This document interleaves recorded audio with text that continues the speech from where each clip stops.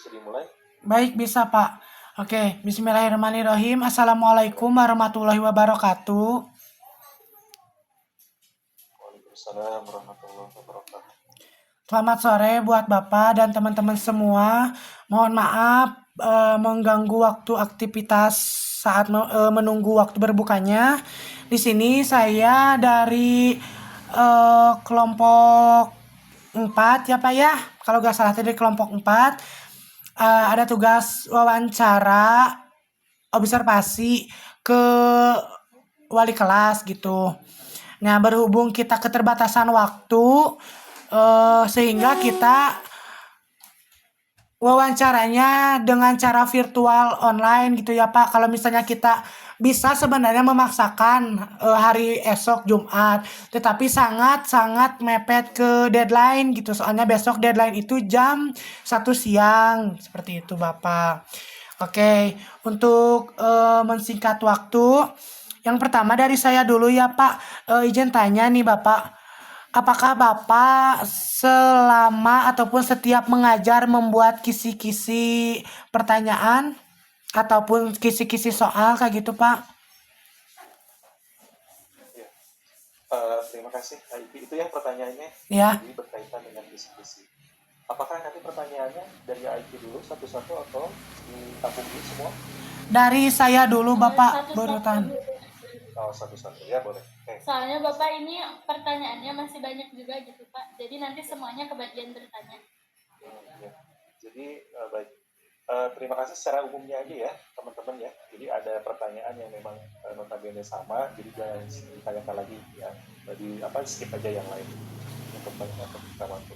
Terima kasih teman-teman. Assalamualaikum warahmatullahi wabarakatuh. Selamat sore, Waalaikumsalam. selamat sejahtera untuk kita semua.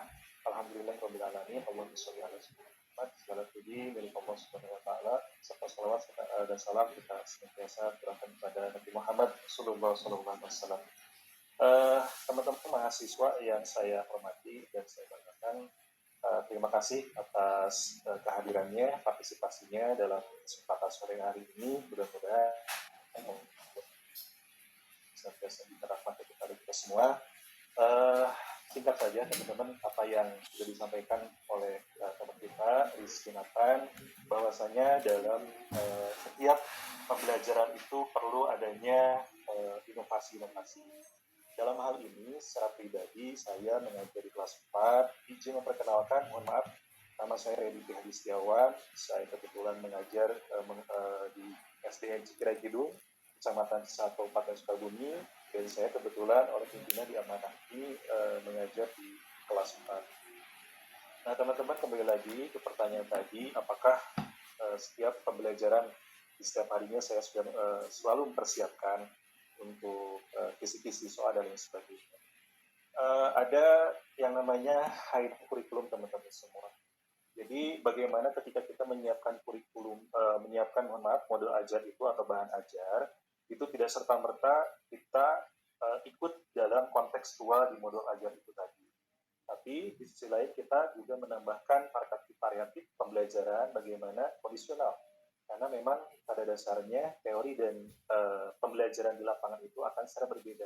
Bagaimana sikap peserta didik, kemudian semangat dalam pembelajaran, dalam menerima pembelajaran, bahkan mereka pun ada masalah di rumahnya, terbawa ke sekolah, itu akan berbeda kondisinya ketika kita hanya melulu kontekstual pada modul ajar.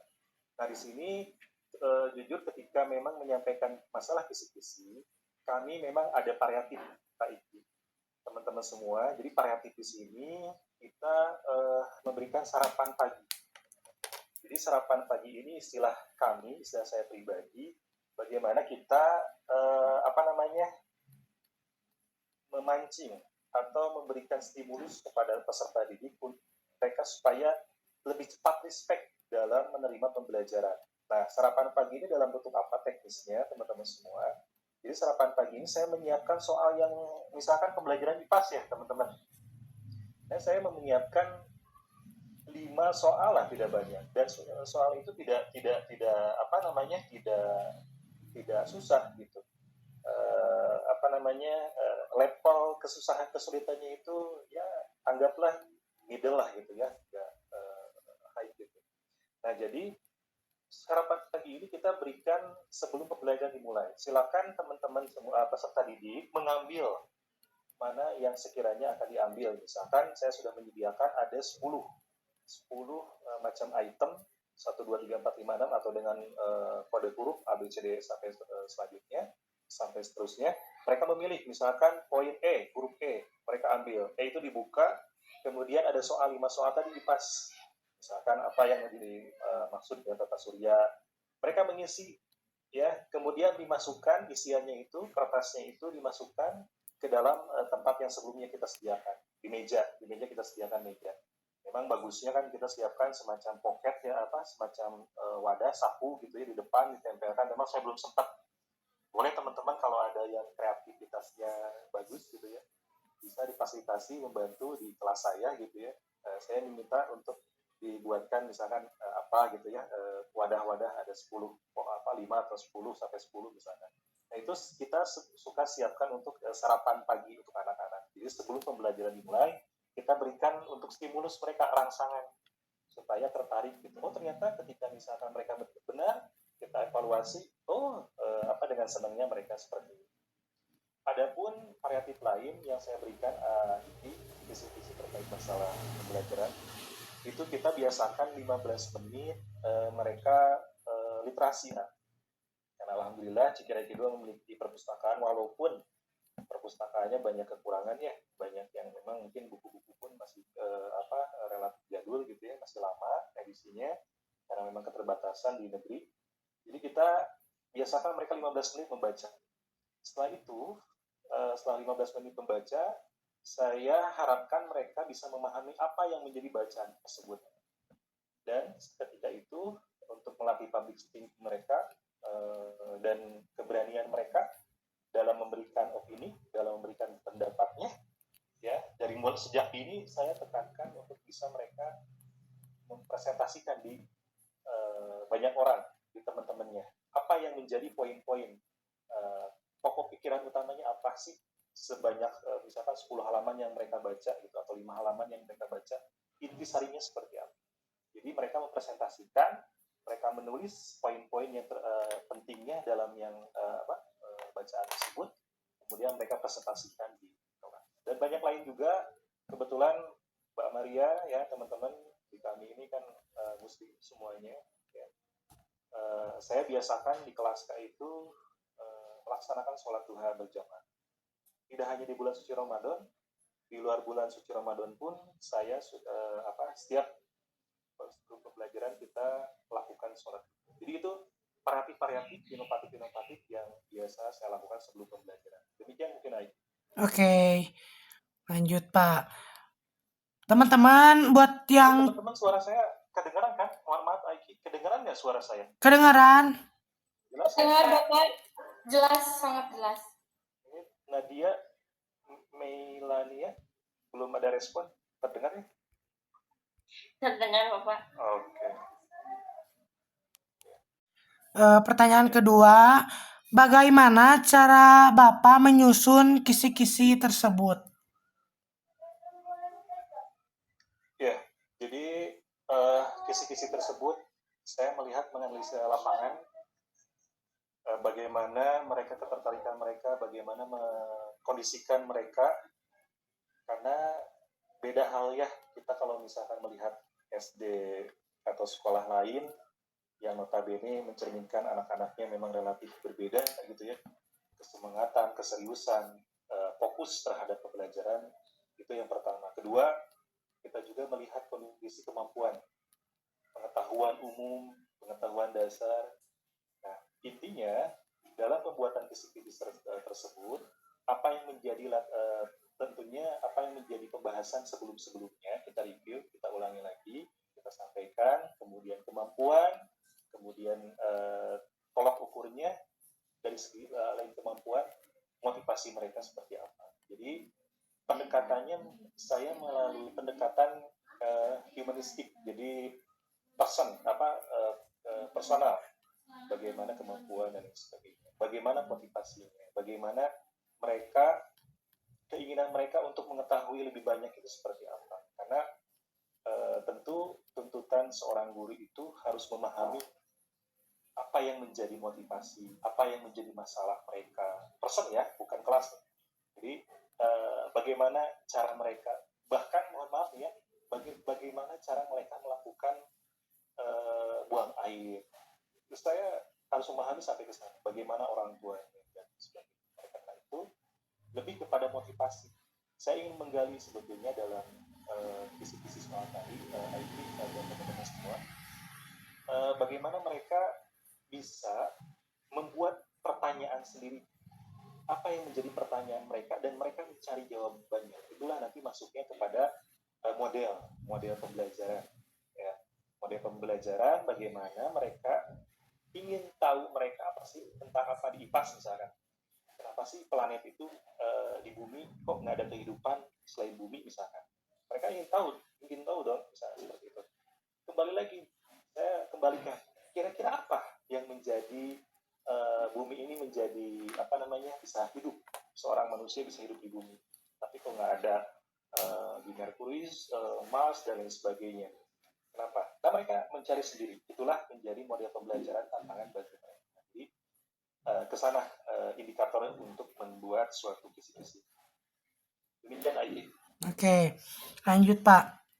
Bagaimana cara Bapak memetakan tingkat kesukaran kisi-kisi? Oke. Nah, karena memang tuntutan di Merdeka Belajar kemarin ya, karena kalau sekarang kan deep learning itu dan sebagainya, sebetulnya masalah kurikulum di negara kita masih belum anceng ya, Mbak Maria, itu belum anceng. Itu apa Aiki? Belum fix. belum fix ya, belum istiqomah, belum menjadi satu sandaran yang pasti gitu, seperti halnya Undang-Undang 45 sebagai dasar negara kita atau Pancasila ya, dasar negara hukum kita, itu belum di sana. Tapi pada dasarnya kami sebagai guru itu, saya pribadi sebagai guru tentunya bagaimana polanya, bagaimana modelnya, bagaimana fashionnya kita menyampaikan pembelajaran kepada peserta didik, itu melihat dari adanya diferensiasi. Diferensiasi membeda-bedakan. Tentunya kita tidak bisa menyalahkan ya teman-teman semua, teman-teman yang sudah menjadi seorang guru, bisa mengajar ya di lapangan. Kita tidak bisa menyalahkan seorang anak itu, kok kamu lambat sekali ya misalkan dan sebagainya, kok ini cepat kok bisa, karena memang itu berbeda anak satu dengan yang lain kemampuan. Oleh karena itu ada pendiferensiasi. Nah, bagaimana pengkelas-kelasannya? Tentunya saya membuat semacam cooperative learning atau PBL lah ya, namanya PBL itu apa, Problem based learning. Oke. Nah, bagaimana kita dalam suatu kelompok itu ada yang memang anak-anak masih di bawah gitu kemampuannya, masih lumayan, tingkatnya menengah gitu. Kemudian ada juga yang memang expert gitu dia dalam pembelajaran. Nah, itu yang menjadi indikator. Nah, setelah itu kita berikan beberapa bentuk soal. Ada yang memang relatif mudah, ada yang sedang, ada yang relatif agak sukar seperti itu. Nah, itu yang menjadikan kita membuat sebuah kisi-kisi soal. Itu IT. Mudah-mudahan bisa dipahami ya teman-teman ya. Ya. Untuk model ajar yang Bapak pakai udah sesuai sama Permendikbud nomor 22 tahun 2016 belum, Pak? Ya, insya Allah sudah sesuai ya. Memang model pembelajaran yang ditawarkan itu luar biasa ya. Yang bikinnya juga nggak aba-aba IT ya. Dan teman-teman semua, orang pintar semua. Dan memang kita menyesuaikan dengan di lapangan itu sudah sesuai. Tapi memang pada dasarnya kita pun model pembelajaran atau pola yang kita terapkan tidak hanya melulus satu itu saja, karena membuat bosan juga ya. Ada juga misalkan kita tadi cooperative learning, saya seringnya cooperative learning atau PBSL gitu ya, bahkan role play gitu ya, inquiry dan lain sebagainya. Yang pasti saya menekankan critical thinking, bagaimana mereka berpikir kritis terhadap pembelajaran, bagaimana mereka merangsang untuk bisa lebih memotivasi. Tinggal bagaimana kita memulainya saja. Model-model pembelajaran atau metode yang sudah kita tawarkan, yang sudah kita siapkan itu teknisnya, bagaimana kita memolesnya, bagaimana kita mengembangkan model tersebut. Itu kelihayan seorang dalam